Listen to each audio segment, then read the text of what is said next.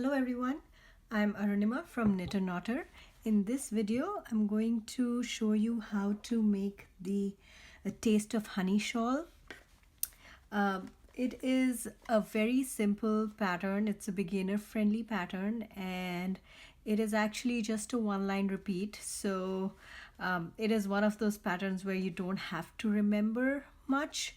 Once you have a few rows made, then it's just making the same row over and over again. But the pattern is really pretty. I really like it. I couldn't put my shawl down when I was making it. So here it is. So what I've used is one skein of the Karen cakes. This is a this is in the color confetti, and this is what the colors look like, and this is the exact same color that I used for mine. And the recommended hook size on this is 5 millimeters. We usually go up 2 sizes when we are making something with Tunisian crochet, but in this case I wanted my shawl to be a little squishy, so I used an even larger hook. I used an 8 millimeter hook. This is from the Clover Takumi series, but you could use any. You will need something that can accommodate a larger number of stitches than just this. I'm going to use this for the tutorial because this is going to be enough, but as your project grows, you can attach a cord here based on the size that you're making your shawl. So that's pretty much it about what you need to make the shawl. I'll give you a quick look of how it is. This is how mine looks. I folded it up because it's large and I can't capture it on the screen, but it starts at this end and start here and make it all the way to the other end, and this is where it stops. So there is no cutting of yarn, changing colors. I just make it with the same strand that I start, and just there's only 2 ends to weave in. And this is how it looks at the back. It's fairly neat at the back too, but I really like how it looks at the front, so I don't think I'm gonna ever use it from this side, but it could be a reversible shawl. There's no reason why you can't wear it from this side. It's beautiful. All right, so let's get started.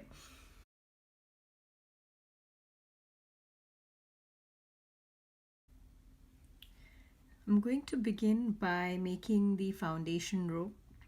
So the foundation row calls for a chain 2.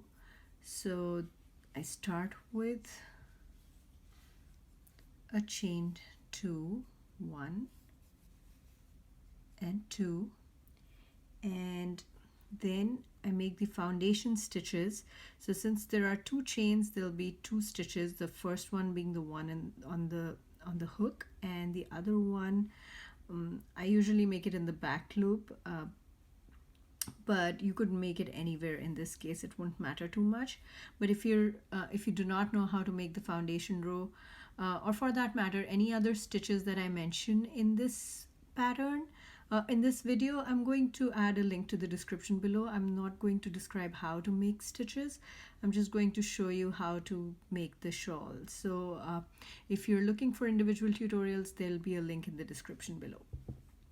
So you have 2 loops on the hook here, and this is the end of my forward pass for the foundation row. Now I'm going to make my return pass, which is just a chain 1 and then yarn over, pull through 2 loops all the way to the beginning. So now these are 2 stitches. This is my first stitch and the last stitch for the next row.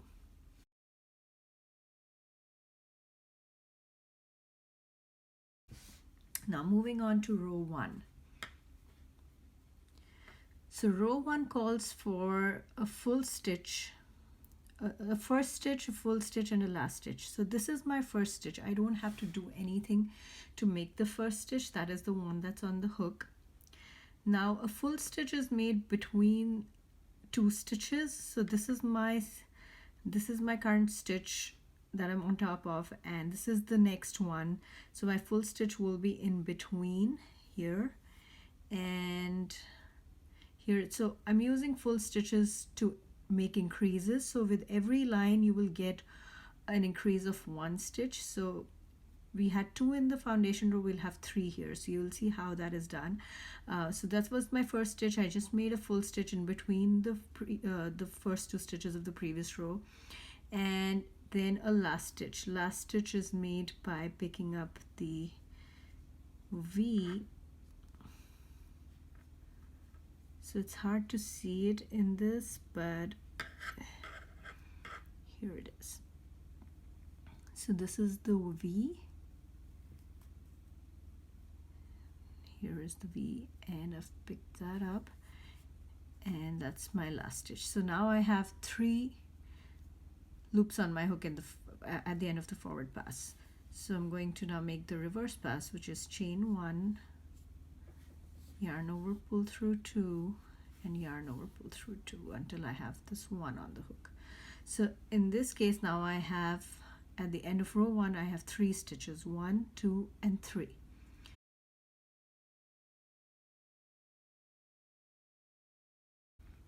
Now moving on to row 2. Row 2 has a first stitch and then a full stitch. So the full stitch is made between the first 2 stitches. So this is the first. I'm just gonna show you this. So this one is the first stitch, and this one is the second one. So the second stitch is actually the full stitch that we made in the previous row. So the current row full stitch will be made in between those 2 here. So don't forget to make it here instead of, say, after the next full stitch, because you won't get the increase in that case. So just make that stitch in the space right under this full stitch here. So that is a full stitch, which is the increase, and then I make a Tunisian simple stitch. So the Tunisian simple stitch will line up on top of the full stitch from the previous row, and then the last stitch.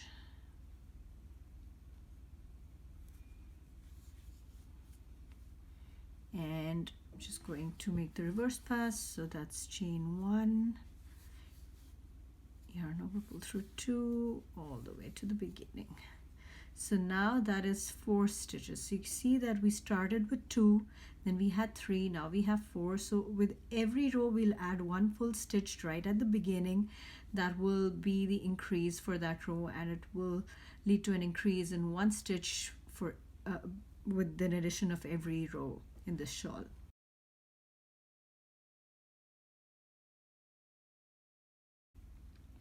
Now moving on to row 3. So this is the row that will be repeated throughout. So I'm going to make row 3 and show you how that is done. So again, it's the first stitch, we leave that on the loop, we leave that on the hook, and then we make a full stitch in that space right next to it, and then there is a TSS TPS repeat. So that's a simple stitch and purl stitch repeat. So first a simple stitch that lines on top of the full stitch from the previous row, and then a purl stitch which lines on top of the simple stitch from the row before. And that's the purl stitch, and that is my last stitch. So the instructions say across until you reach the end of the row. So in this case there's just 1 repeat, so we have 5 stitches, but I will make a few more rows and you'll see how those instructions play out. So making my return pass, you won't really see any honeycomb pattern just yet. It will start to build up after a few more rows. So this is the end of row 3.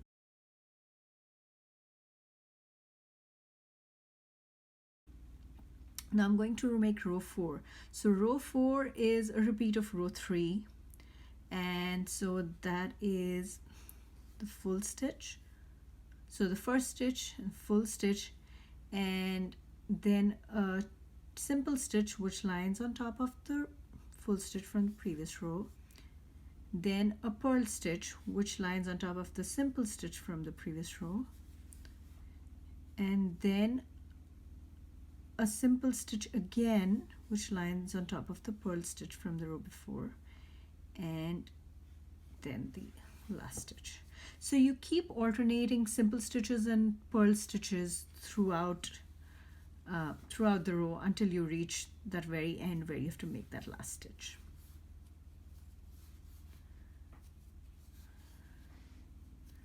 So that's the end of row 4. So I have 1, 2, 3, 4, 5, 6 stitches at the end of row 4. Now I'm going to make a few more rows so you can see how this pattern repeat works. So it's a full stitch and then simple purl, simple purl, simple purl, simple purl, and last. Making the reverse pass.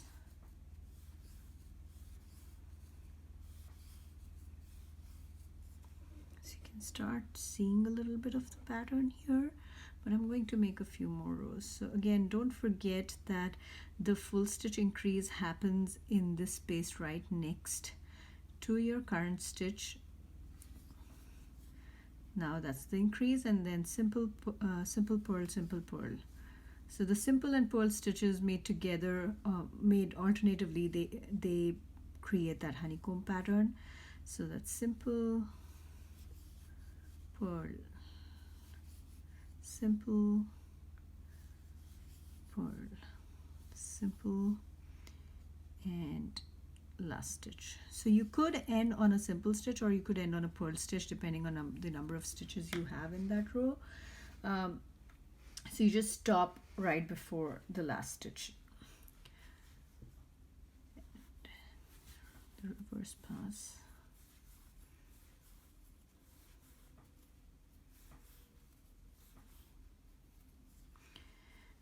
So that's how it's looking.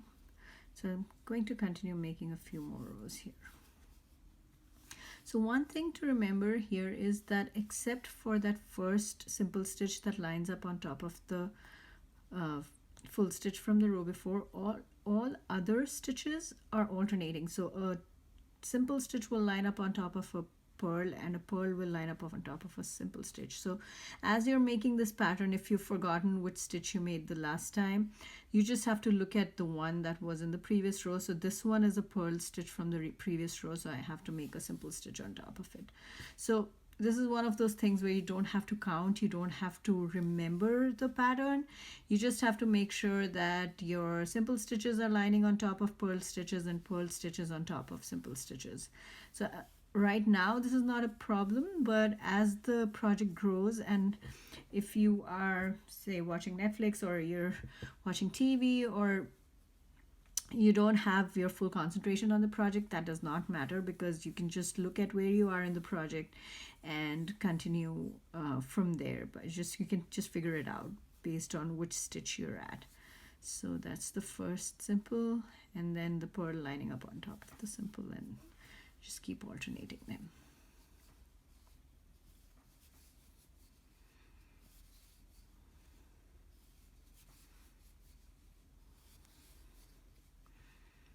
So this works up really, really quickly, and because the colors in this yarn were so pretty, I couldn't wait for the color change, so I just kept making one more line until I found the next color change, and then for that reason I ended up making my shawl really, really quickly because I couldn't put it down. So that is row 1, 2, 3, 4, 5, 6, 7, 8, 9. I'm going to make row 10.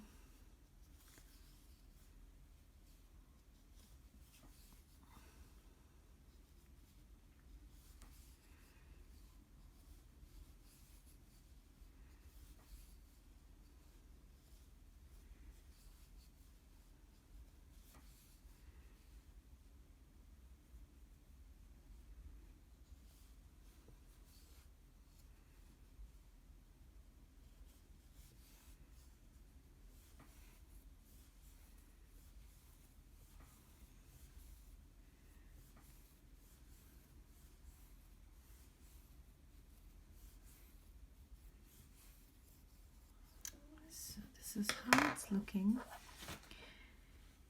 And you can start seeing that honeycomb pattern build up now, and it will continue building up like this, and you will see this little angle here because we keep adding a stitch on every row, and this will also stay this way if you keep making the pattern as the instructions say.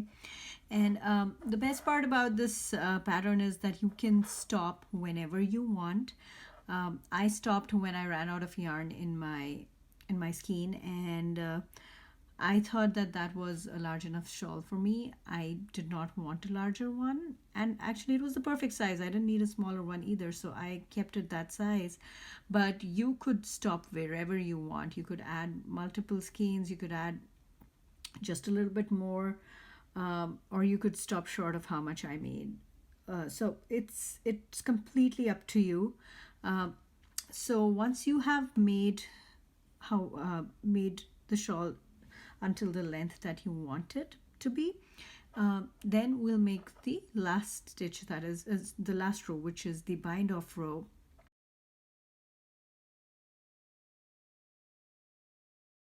So I'm going to pretend that this is my last row, because as I said, the shawl is just going to continue growing like this, and the last row is going to look something like this, but with a larger number of stitches on the row. So for the last row, the instructions are again the same as row 3. You have to repeat row 3, but you have to bind off as you go.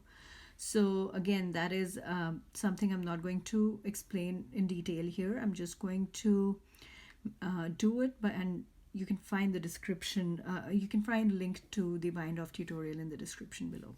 So for the bind off row, again, you start with a full stitch, and I used a slip stitch to make my bind off row, so I just make a slip stitch there, and then I make a simple stitch and I slip it, and then I make a purl and slip, simple,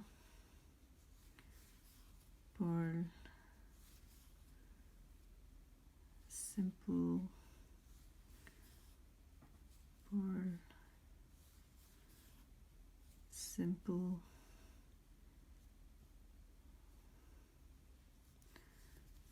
purl, simple, and my last stitch. So this is how it will be, and that will complete your shawl. You'll just have 2 ends to sew in, this one here and this one here, and that's it. That's pretty much all you need to know to make this shawl.